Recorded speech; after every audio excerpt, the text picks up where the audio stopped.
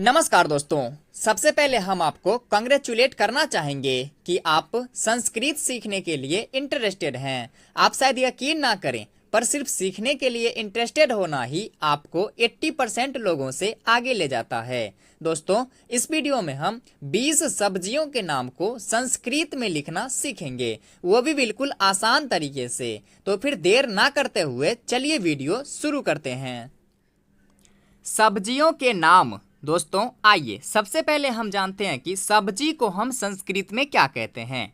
तो दोस्तों सब्जी को हम संस्कृत में साकम कहते हैं, लेकिन ध्यान रहे जब कच्चे सब्जी की बात हो तब उसे हम साकम कहेंगे। जैसे हम लोग यहाँ कुछ सब्जी के नाम को संस्कृत में सीख रहे हैं, यानी कि यहाँ कच्चे सब्जी की बात हो रही है तो इसे हम साकम कहेंगे। लेकिन वही पका हुआ सब्जी हो अथवा खाने योग्य सब्जी हो तब उसे हम व्यंजनम कहेंगे। व्यंजनम।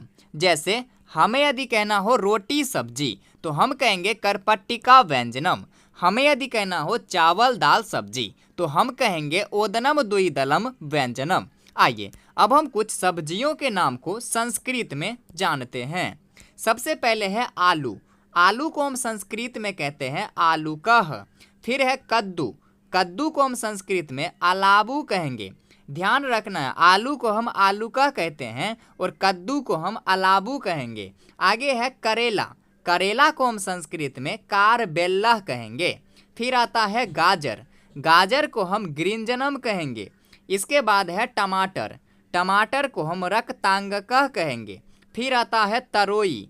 तरोई को हम संस्कृत में कोसातकी कहेंगे। इसके बाद है पालक। पालक को हम पालकः कहेंगे। आइए आगे बढ़ते हैं।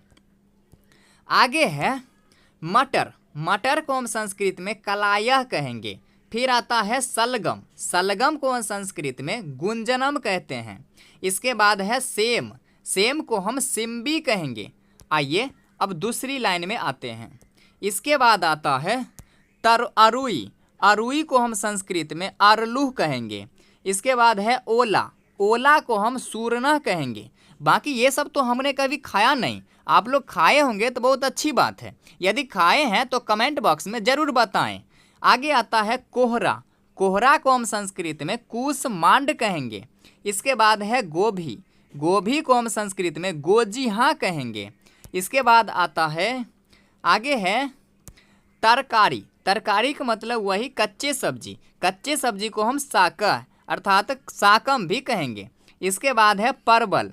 परवल को हम पटोला कहेंगे। फिर है बैगन। बैगन को हम बृंताका कहेंगे। आइए आगे बढ़ते हैं।